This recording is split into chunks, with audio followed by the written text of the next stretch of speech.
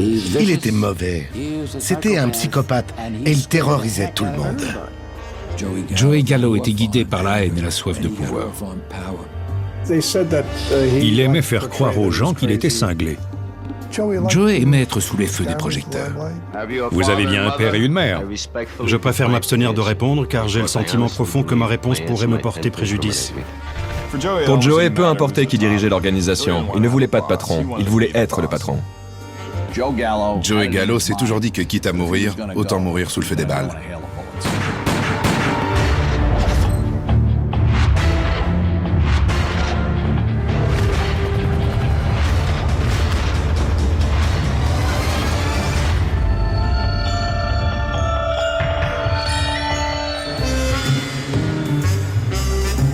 New York, 28 juin 1971.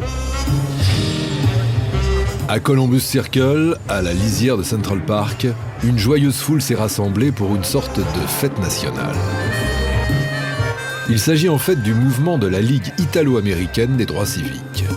Censé lutter contre l'image négative des mafieux italiens, ce rassemblement est en fait dirigé par un parrain de la mafia, Joe Colombo. Tandis qu'il s'avance pour prendre la parole, des coups de feu retentissent. Colombo s'effondre. Il y a eu des cris, des hurlements, des bagarres qui partaient dans tous les sens. La situation était incontrôlable. La police arrête le tireur, un jeune Afro-Américain qui s'est présenté comme un photographe. Un des gardes du corps de Colombo veut venger son patron et le tue. Tous ceux qui connaissent la mafia new-yorkaise de l'époque savent qui est derrière ça. Tous les regards se sont immédiatement tournés vers Joey Gallo. En descendant Colombo comme ça, il envoyait un message clair à tout le monde. Je suis Joey Gallo, et maintenant c'est moi le patron.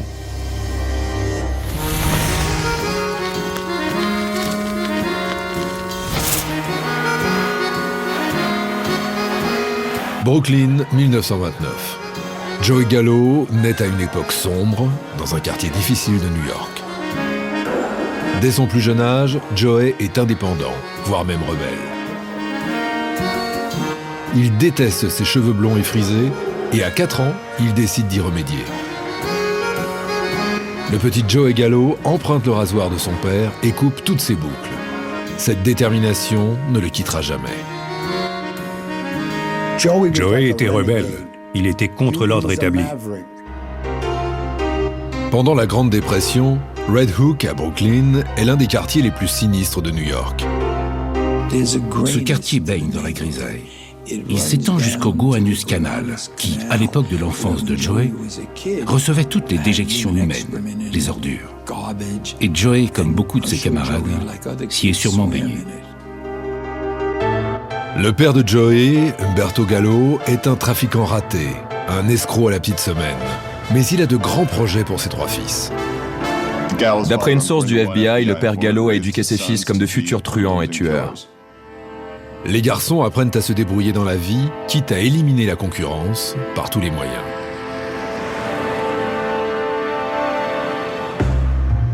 Dans le quartier de Red Hook, le crime règne en maître. Le mafieux de légende, Al Capone, lui aussi natif de Brooklyn, a fait ses armes ici, sur le front de mer.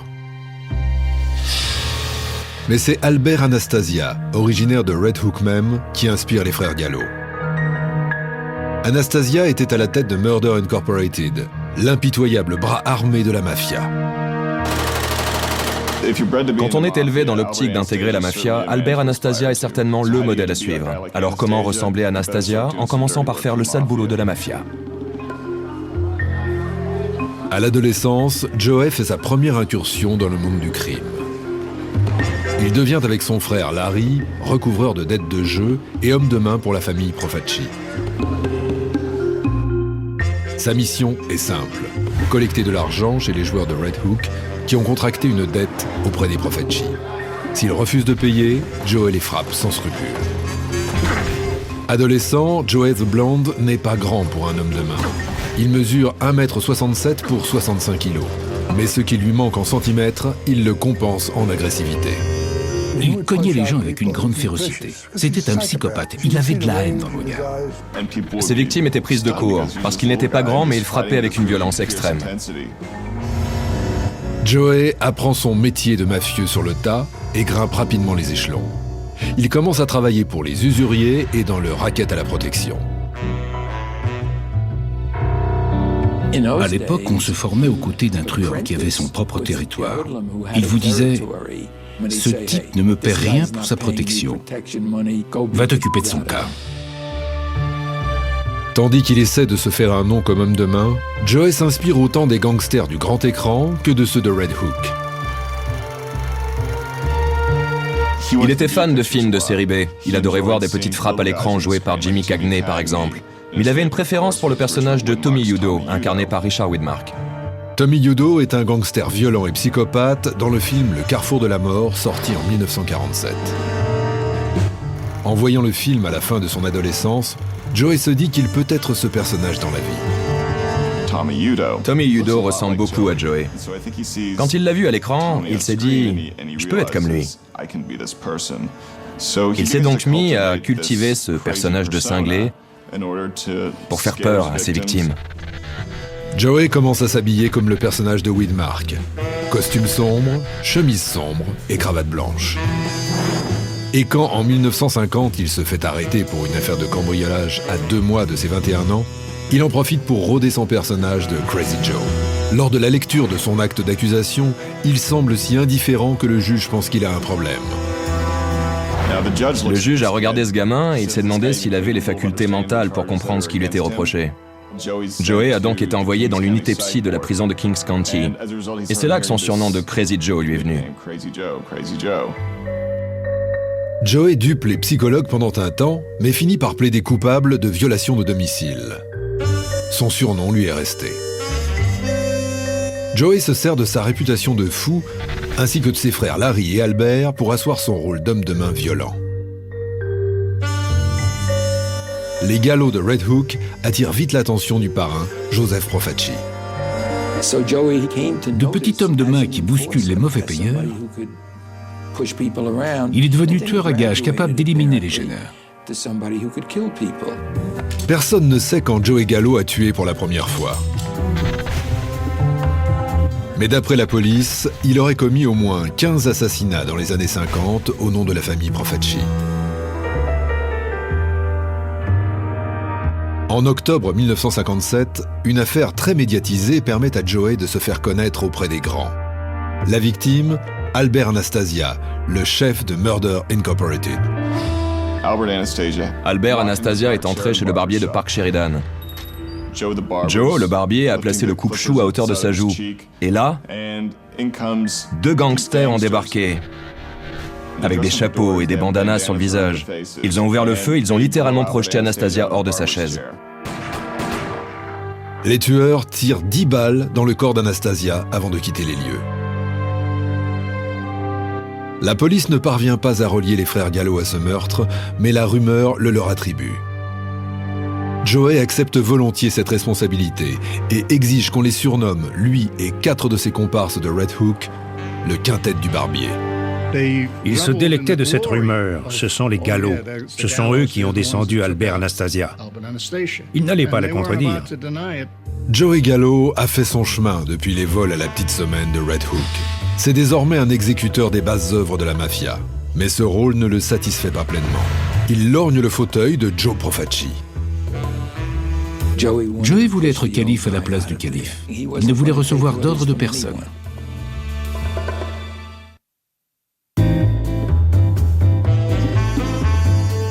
En 1957, Joey Gallo, 28 ans, est bien loin de son enfance difficile dans les rues de Red Hook, à Brooklyn. C'est désormais un gros bras haut placé dans la famille Profaci qui assume le meurtre d'un membre clé de la mafia, Albert Anastasia. C'était bon pour son image. Il avait marqué un point. C'est un dur. C'est lui qui a descendu Albert Anastasia. Joey est content de se faire un nom dans l'une des plus grosses familles mafieuses de New York. Ça lui plaisait d'être un affranchi. Il aimait cette notoriété, il aimait qu'on l'admire. De même que sa réputation, ce sont ses activités criminelles qui s'étendent. à tel point qu'elles finissent par attirer l'attention d'un observateur indésirable, les autorités fédérales.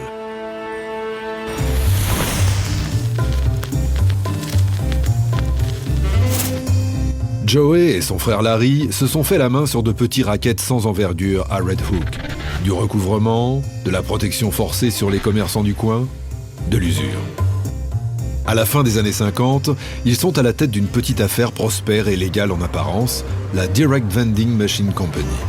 Légale sur le papier, il s'agit en fait d'une façade pour leur racket très lucratif sur les jukebox. Ils allaient dans un bar en disant « On veut que tu utilises notre jukebox ». L'autre faisait « J'en ai pas besoin. Tu prends notre jukebox ou tu travailles à l'hôpital ». La violence des galops et leurs juteuses activités mafieuses font l'objet d'une enquête fédérale.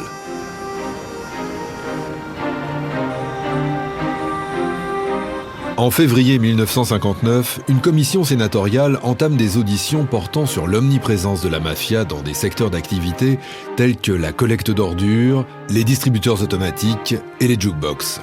Un nom revient régulièrement, celui des galops.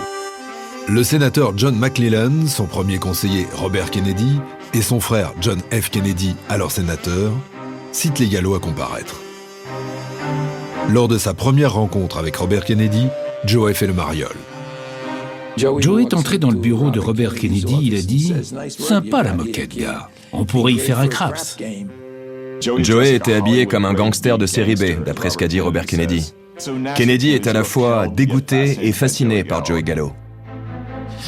Lors des auditions retransmises en direct à la télévision, l'opinion publique peut pour la première fois pénétrer le monde occulte des frères Gallo. Joey Gallo a fait son entrée en se pavanant devant la commission sénatoriale dans son costume noir, sa chemise noire, ses lunettes noires et sa chevalière au petit doigt. Si on avait voulu trouver un type avec écrit sur le visage « Je suis un mafieux », on aurait pris Joey Gallo. Ce sont les premiers pas télévisés de Joey Gallo, et pour l'occasion, il fait de son mieux pour incarner Crazy Joe devant les caméras. Vous avez bien un père et une mère. Je préfère m'abstenir de répondre car j'ai le sentiment profond que ma réponse pourrait me porter préjudice. Il fumait tranquillement ses cigarettes tout en invoquant le 5e amendement. Il jouait son rôle de Joey Gallo. Il jouait pour les caméras, pas pour Robert Kennedy. Il nous joue les sopranos, le parrain, tout ce que vous voulez. C'était lui le visage du crime organisé. Et il terrorisait tout le monde. Joey Gallo se délecte de cette publicité nationale. Les frères Gallo se sentent invincibles. Ils sont rentrés chez eux comme des caïds. Pourquoi accorder de l'importance à ces sénateurs? À leur retour à New York, auréolés de gloire, les Gallo se voient confier une nouvelle mission d'importance par leur patron Joe Profaci, éliminer une vieille connaissance. Les Gallo connaissent Frankie Shots Abate-Marco, 62 ans, depuis des années. Mais Profaci leur promet une part du business de racket de Frankie s'élevant à 2,5 millions de dollars. Les Gallo s'exécutent. Le 4 novembre 1959, 2 hommes masqués de bandanas rouges font irruption dans un bar de Brooklyn et tirent à 4 reprises sur Frankie Shots. Comme pour Albert Anastasia, personne n'est poursuivi pour le meurtre, mais tous les membres de la famille Profaci savent qui en sont les auteurs. Mais au lieu de récompenser les Gallo, Profaci les double. Joey et Larry ne verront pas le moindre cent de l'affaire de racket de Frankie Shots. Malheureusement pour eux, les Gallo étaient des associés de Joseph Profaci, qui était près de ses sous comme pas deux.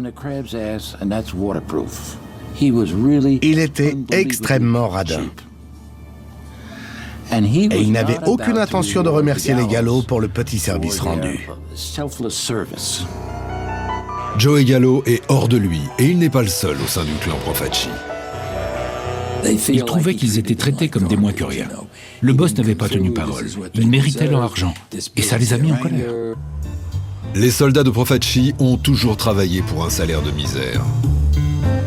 Joe Profaci est de la vieille école. Bien après l'abandon de cette pratique par la plupart des parrains, il exige encore le paiement mensuel de 25 $ par chacun de ses 200 subalternes, en plus de sa part de racket. Pour Joey et ses collègues de Red Hook, Joe Profaci est trop gourmand. Le parrain se taillait une trop grosse part du gâteau, et ça se ressentait dans tout son clan. En refusant de rétribuer les Gallo pour le meurtre de Frankie Shotz, Profaci est allé trop loin. Après le meurtre de Frankie Shotz, une partie de la famille se retourne contre le parrain. Joey Gallo et ses frères persuadent 100 autres soldats de rejoindre leur combat contre Joe Profaci. Les frères Gallo étaient les instigateurs de ce qui allait devenir une longue guerre sanglante au sein de la mafia. Les frères sont bien décidés à réclamer leur part des bénéfices et la reconnaissance que Joey Gallo s'estime due.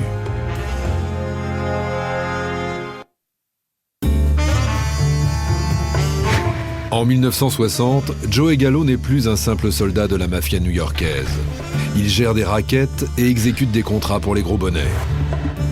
Il a ainsi exécuté un contrat pour le parrain Joe Profaci. Mais lui et ses hommes n'ont pas touché un cent de l'argent promis en retour. Joey nourrissait une haine intense pour Joe Profaci, ce vieux mafieux dépassé.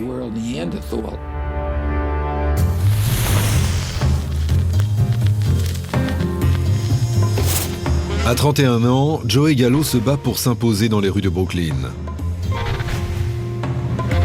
Dans le même temps, il passe de plus en plus de temps à Manhattan avec sa nouvelle compagne, une belle brune de 28 ans, du nom de Jeffy Lee Boyd.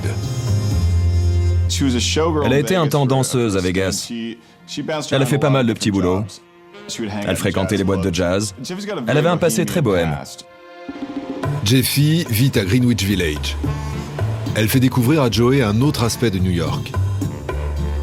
C'est là que la contre-culture des années 60 commence à émerger. Aux côtés des rebelles et autres marginaux autoproclamés, Joey se sent à l'aise. Le truand de Red Hook commence alors à fréquenter les beatniks, à lire Nietzsche et citer Jean-Paul Sartre. Joey adhérait aussi au message du village. L'establishment veut nous asservir. Pour Joey, à l'époque, l'establishment, c'était la mafia. En février 1961, Joey Gallo met ses idées anti-establishment en pratique. Les Gallo lancent leur révolte contre Joe Profaci d'une façon pour le moins singulière. Crazy Joe ne portait pas ce surnom pour rien. Et il a décidé de mettre un terme à ce conflit de façon radicale. Et cette solution, c'était de kidnapper Joe Profaci et de menacer de le tuer si son clan ne lui remettait pas $100 000 en liquide. Cette méthode choque, y compris parmi les comparses les plus endurcis de Gallo.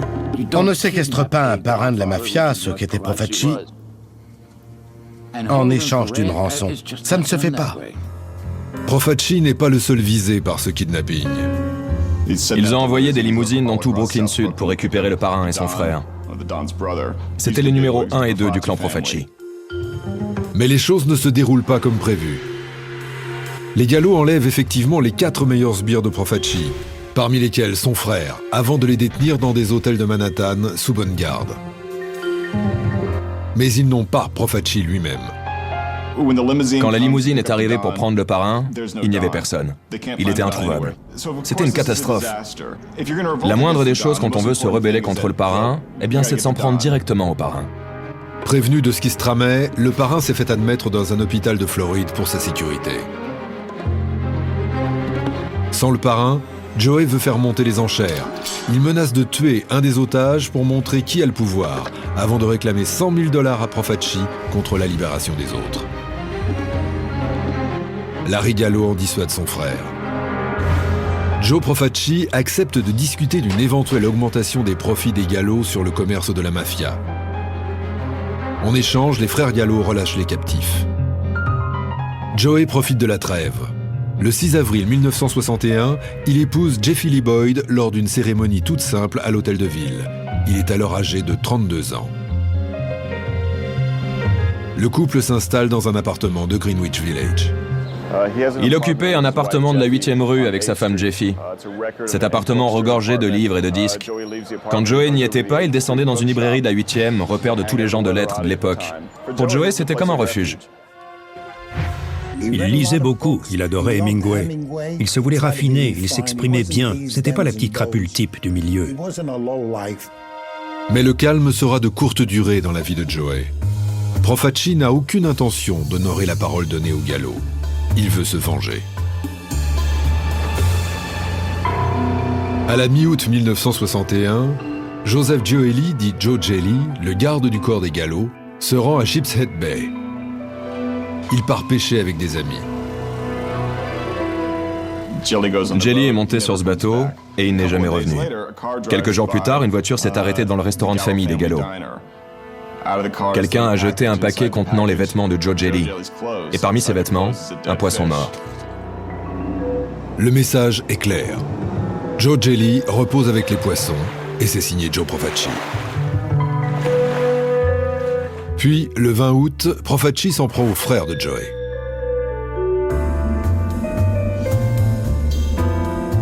Larry Gallo vient retrouver un ami au Sahara Lounge, à Flatbush, dans Brooklyn. Il n'y a personne, à l'exception du barman. Larry s'assoit au bar et aperçoit une corde se refléter dans le miroir du comptoir. Un instant plus tard, la corde enserre son cou. Larry était complètement asphyxié. Il s'est effondré au sol. Il était sur le point d'y passer quand un policier est entré. Gros coup de chance pour Larry. Ses agresseurs ont lâché la corde et se sont enfuis. Larry survit, mais il gardera une cicatrice autour du cou toute sa vie. Entre les Gallo et Profaci, la trêve est définitivement enterrée. Joey Gallo se prépare à la guerre ouverte. Et cette fois, ce n'est pas pour une plus grosse part de bénéfices que se battent les Gallo, mais pour leur vie.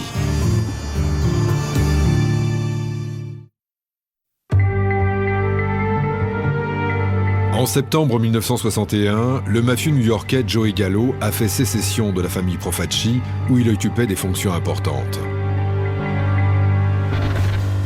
Un kidnapping, une tentative de strangulation et un meurtre plus tard, les choses ont atteint le point de non-retour. 25 membres du gang de Joey, pour la plupart des sans grade, s'opposent à Profaci et ses quelques 200 soldats. Largement dépassés en nombre, les Gallo savent qu'ils n'ont qu'une solution, tenir un siège.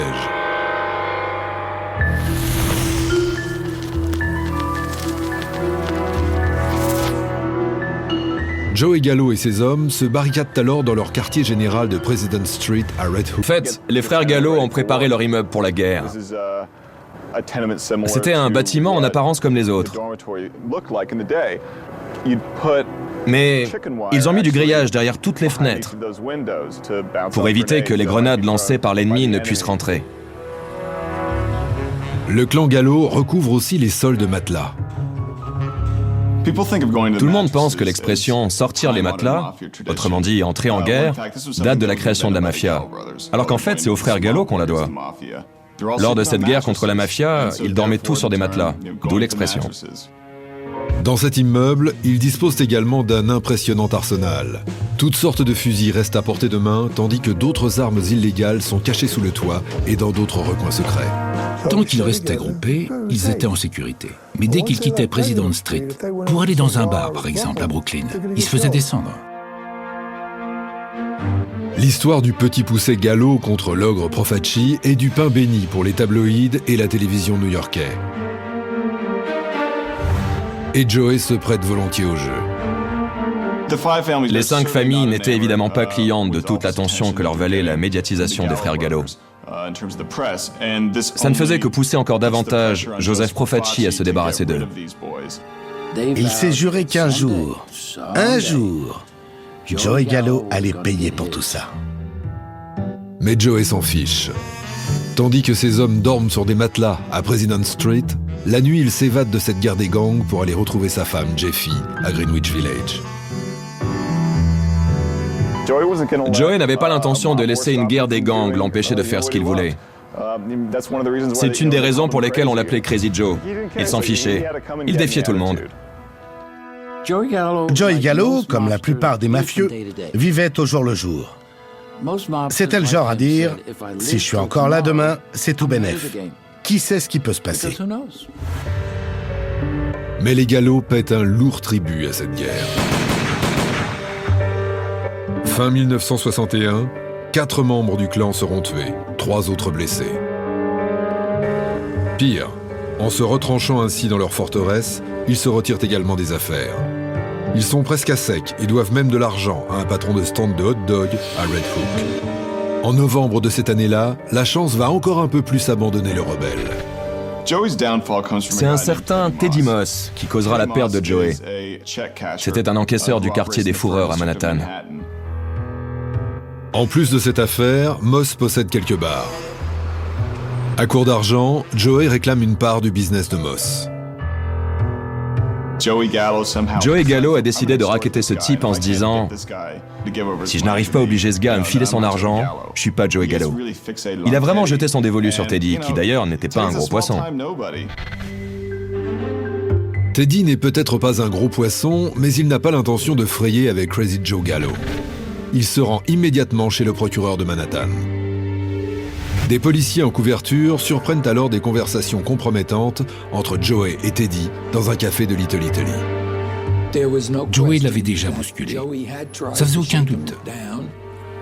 Il l'avait frappé et aussi menacé de mort. Les autorités prennent Joey Gallo la main dans le sac. Mais comme il l'a fait précédemment au cours des auditions devant le Sénat, Joey ne desserre pas les dents lors de son procès. Il a refusé de se défendre, de dire quoi que ce soit. Peut-être qu'on lui avait conseillé de se taire. Ou peut-être était-il tellement hors de lui qu'il ne daignait pas s'abaisser à faire quoi que ce soit. Pour lui, il n'avait pas à répondre. En revanche, le jury peut clairement entendre Teddy Moss expliquer comment Joey a essayé de mettre la main sur son affaire et qu'il craignait pour sa vie. Joey a sous-estimé le pouvoir du témoin clé de l'accusation. Joey pensait que Teddy Moss ne témoignerait jamais contre lui. Il pensait que quoi qu'il fasse, la simple évocation de son nom suffirait à empêcher qui que ce soit de témoigner contre lui. Eh bien, il s'est trompé. Après seulement 3 heures de délibération, le jury déclare Joey Gallo coupable de conspiration et tentative d'extorsion. Le 21 décembre 1961, le juge le condamne à la peine maximale, à savoir de 7 à 14 ans de prison. Pourtant, Joey Gallo continue à faire des projets d'avenir. En prison, le mafioso dessine un nouvel avenir à la mafia. Il veut rajeunir le visage du crime organisé comme aucun parrain ne l'a fait auparavant. Joey ne voulait pas être comme ses anciens parrains d'un autre âge. Il a eu une illumination. Pour lui, le futur se conjuguerait avec la nation noire. En 1961, la justice a rattrapé le mafioso new-yorkais Joey Gallo. Autrefois haut gradé de la mafia, Gallo est aujourd'hui en prison pour extorsion. À Brooklyn, le clan Gallo est toujours en guerre contre les Profaci. Ses frères étaient toujours à la lutte. Et Joey, bien que coincé en prison, faisait ce qu'il pouvait pour la cause.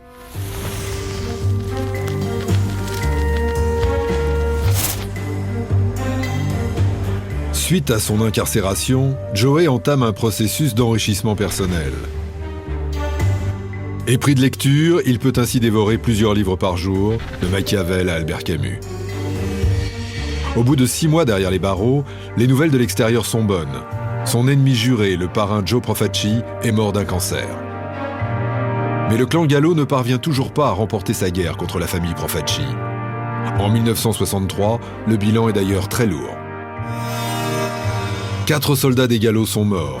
Les rackets ne leur rapportent plus rien, ils sont ruinés. Sans Joey, les rangs du clan Gallo se clairsèment, à tel point qu'il n'a guère les moyens de revendiquer quoi que ce soit. Puis, en 1968, Larry, le frère de Joey, meurt lui aussi du cancer à 41 ans. Le seul frère qui lui reste, Albert, n'a pas l'étoffe d'un chef. L'avenir du clan Gallo est plus sombre que jamais. Pour ne rien arranger, l'incarcération de Joey loin de sa femme Jeffy a raison de leur mariage. Il la pousse à s'en aller et le divorce est prononcé. Les temps sont durs. Mais Joey continue à se démener pour aider ses comparses de l'intérieur. Il avait des projets pour sa sortie de prison, pour faire bouger les choses et secouer le milieu. Joey comprend qu'avec cette hécatombe au sein de son clan, il va devoir innover pour regagner le pouvoir une fois dehors. Il décide alors de s'allier à une force rarement sollicitée par la mafia. Pour lui, à l'avenir, il fallait compter avec la nation noire. Contrairement au vieux parrain, au vieux mafiosi, Joey Gallo a dit « Le monde s'ouvre et on va devoir s'adapter ». À la prison de Greenhaven, il se lie d'amitié avec la légende de Harlem, le dealer d'héroïne, Nicky Barnes. Nicky Barnes était le roi de Harlem. Il n'y avait personne au-dessus de lui, un peu comme Al Capone à Chicago. Les deux hommes se rapprochent grâce à leur lecture et en évoquant les affaires dans lesquelles ils pourraient s'associer. Quand je suis arrivé, j'avais une grosse réputation à l'extérieur. Mais j'étais ouvert à toute nouvelle perspective. Et pour moi, Joey en était une, parce qu'il était italien. Joe Gallo prend Nicky sous son aile. Quand j'étais en conversation avec Joey Gallo, je m'asseyais et je l'écoutais. Il était très intelligent. Il savait déjà ce qu'il allait faire une fois libéré. Joey sait que Nick peut lui ouvrir les portes d'une entreprise qui lui rapporterait des millions, le trafic d'héroïne à Harlem. Il a été très inspiré de s'associer avec Nicky Barnes. En bon gangster, Joey savait que Harlem était une énorme source de revenus potentiels. La mafia italienne a toujours eu la main mise sur l'importation d'héroïne à New York, et les gangs noirs gagnent leur vie en la revendant dans la rue. Le fait de proposer un partenariat avec quelqu'un comme Nicky Barnes était quelque chose d'inédit pour un membre de la mafia à l'époque. En général, elle laissait les dealers noirs se salir les mains. Elle les laissait dealer dans la rue, mais jamais elle ne leur avait proposé de s'associer avec elle. Tandis que Joey se forge une réputation derrière les barreaux, le nouveau parrain de la famille Profaci, Joe Colombo, commence à se faire connaître grâce à une entreprise en apparence légale. Colombo prétend avoir fondé la Ligue des droits civiques italo-américaine pour défendre les droits des Italo-américains et lutter contre toute forme de discrimination. La Ligue italo-américaine des droits civiques protestait contre le New York Times qui utilisait le terme mafia dans certains articles. Ce qui est cocasse, car la Ligue en question était dirigée par Joe Colombo, parrain de la mafia. Tandis que l'association de Colombo prétend lutter contre les préjugés, elle sert en fait de façade à une nouvelle affaire de racket. Les donations que recevait la Ligue italo-américaine des droits civiques allaient directement dans la poche de la mafia, un peu comme dans un système de jeu truqué.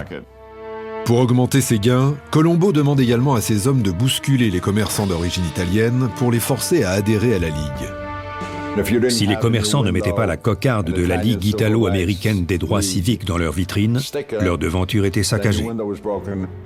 En un an, la Ligue italo-américaine de Joe Colombo engrange plus d'$1 million de dons. À la Ligue italo-américaine des droits civiques, nous construisons un avenir meilleur. La Ligue remporte quelques victoires. Elle parvient à convaincre les producteurs du film emblématique Le Parrain de ne pas faire mention des mots « mafia » et « Cosa Nostra » dans leur film à succès. Malgré cela, la réussite de Colombo à la tête de l'ancien clan Profaci n'est pas du tout du goût de Joey Gallo. Gallo n'avait aucun respect pour Joe Colombo. Au moment de l'incarcération de Joey, Colombo était à la tête d'un petit réseau de jeux de dés sur l'acheté. Et de voir ce type à la tête de la famille, ça le choquait. Et il n'est pas le seul. Les campagnes médiatiques de Colombo déplaisent aux parrains des autres familles du crime new-yorkaise. Joe Colombo attirait une attention indésirable de la part des médias. C'était une organisation secrète. La presse ne devait pas s'en mêler. En mars 1971, après 10 ans de prison, Joey Gallo, 41 ans, est libre. Il retourne vivre à New York et se remarie avec son ex-femme, Jeffy. Il déclare à ses amis vouloir consacrer son temps à la lecture, à sa collection de disques et peut-être même à l'écriture. Le bruit a couru qu'il allait se ranger, mais il était inconcevable qu'il arrête ses activités criminelles. Sa nouvelle lune de miel avec Jeffy ne durera pas 1 an. Pendant ce temps, il reprend le contrôle des rackets de President Street. Il enrôle alors des Afro-Américains aux côtés des survivants de sa première équipe. En mai, le clan compte près de 50 membres. Joey commence alors à mettre la main sur les rackets de Colombo du front de mer de Brooklyn. Au vu du succès de Colombo quand il était lui-même en prison, Joey est bien décidé à remettre les compteurs à zéro. Joey était vraiment très contrarié que ce Joe Colombo ait pris les rênes. Il tenait à faire savoir qu'il était de retour et que les choses allaient changer.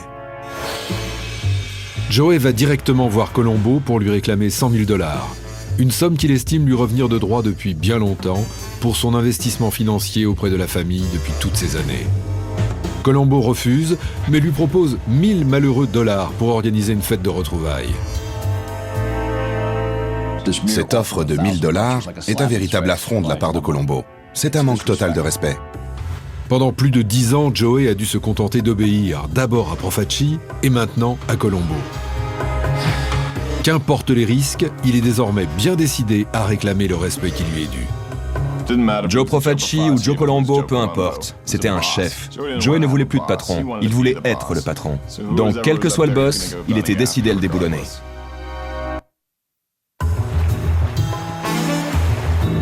En 1971, après 10 ans d'incarcération, Joey Gallo est libre. Mais cette liberté a un goût amer. Il n'admet pas s'être fait souffler le commandement de la famille par un certain Joe Colombo. Pire encore, Colombo refuse de partager ses dividendes. Tout en fomentant un putsch, Joey est introduit dans un nouveau cercle d'amis et découvre une nouvelle poule aux œufs d'or. Il a dit à son agent de probation « À ma sortie, j'aimerais vraiment faire du showbiz et ramasser de l'argent. »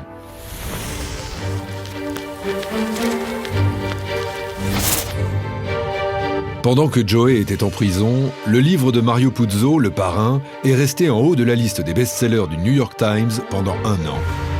Le livre contient certains détails de la vie du gang Gallo. C'était les histoires que Gallo avait vécues et tout d'un coup, quelqu'un en faisait un livre qui allait donner un film. Quand Joey a vu ça, il s'est dit « Ils ont pris mon histoire, ils vont se faire de l'argent dessus, pourquoi j'en profiterais pas ?» Après sa sortie de prison, un film fondé sur l'histoire romancée du gang Gallo sort sur les écrans. The Gang That Couldn't Shoot Straight. Gallo rencontre l'acteur Jerry Orbach, qui incarne dans l'adaptation cinématographique un personnage inspiré de lui. Joey n'a pas aimé le film, mais il aimait bien Jerry Orbach, et ils ont fini par devenir amis. Il a commencé à fréquenter le grand monde et les célébrités du moment. Il est devenu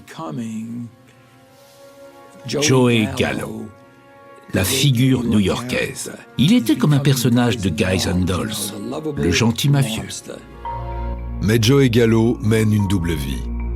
Même s'il passe beaucoup de temps avec l'élite new-yorkaise, il n'en délaisse pas pour autant Red Hook et ses hommes. Il vivait un conflit intérieur. Quand il se regardait dans une glace, c'était toujours Joey Gallo qu'il voyait. Ce type qui venait de sortir de cabane, ce type qui avait tué des gens. Et tout en fréquentant le gratin new-yorkais, Joey Gallo prépare le plus gros coup de sa carrière. Il aura lieu le 28 juin 1971 à Columbus Circle, à Manhattan. Le parrain Joe Colombo s'apprête à monter sur scène lors d'un rassemblement organisé par la Ligue italo-américaine des droits civiques. Tout d'un coup, on a entendu plusieurs coups de feu. Et tous les policiers sur place ont suivi la direction des tirs. À cette hauteur, là on a entendu de nouveaux coups de feu. En fait, il s'était fait tirer dessus. À côté de lui, on a retrouvé une arme qui, comme on le découvrira plus tard, correspondait aux balles extraites du corps de Colombo. Colombo est immédiatement conduit à l'hôpital. Il est plongé dans un coma dont il ne sortira jamais. Pour la police, les médias et le milieu, l'exécution porte la signature de Joey Gallo. L'homme qui a voulu tuer Colombo est Jerome Johnson. La photo de Joey Gallo a immédiatement été diffusée à côté de la sienne dans les journaux, à cause des connexions notoires entre Gallo et Harlem. La mésentente des frères Gallo et de Joe Colombo n'était pas un secret dans le milieu.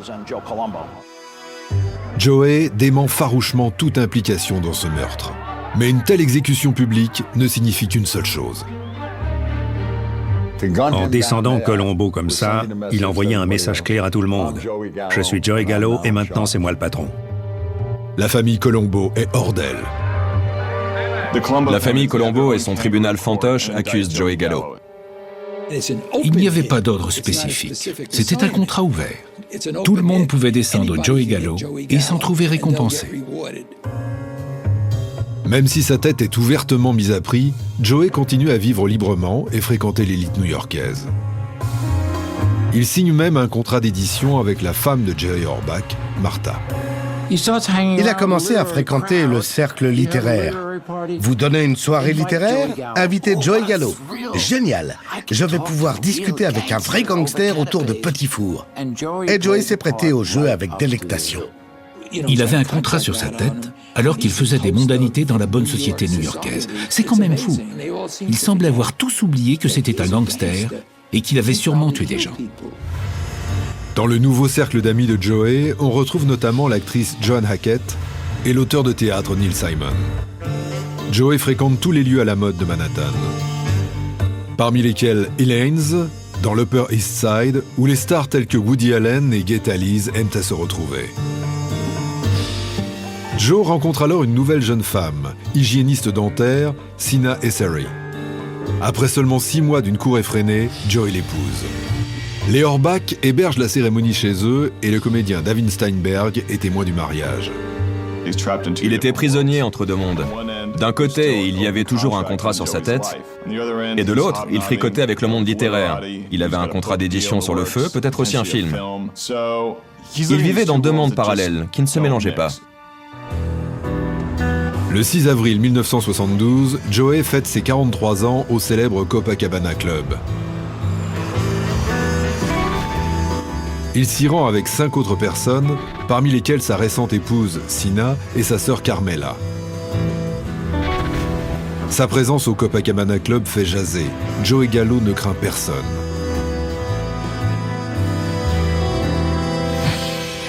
Joey Gallo était quelqu'un de très arrogant. Il peut rien m'arriver, vous plaisantez ou quoi? Je suis Joey Gallo. 4 heures du matin, le 7 avril. Ils ont quitté le Copacabana avec une petite faim. Ils sont allés à Chinatown, mais il n'y avait rien d'ouvert. Alors ils sont allés à Little Italy. Joey et ses proches trouvent alors l'un des derniers restaurants ouverts, Umberto's Clam House. Il y avait une enseigne lumineuse. Ça leur a paru correct. Ils ont demandé à un groupe de clients qui attendaient à l'extérieur, un peu dans l'ombre, si la cuisine était bonne. Ils leur ont répondu, c'est très bon. Alors Joey est entré avec sa famille, ils se sont assis et ils ont commandé. L'ambiance est bon enfant. Tous rient, mangent et boivent gaiement. Après le plat principal, Joey en commande un autre. Avec un contrat sur sa tête, la petite fête de Joey est risquée. Pour Joey Gallo, ce dîner tardif en famille chez Umberto's était un acte d'imprudence, voire carrément suicidaire.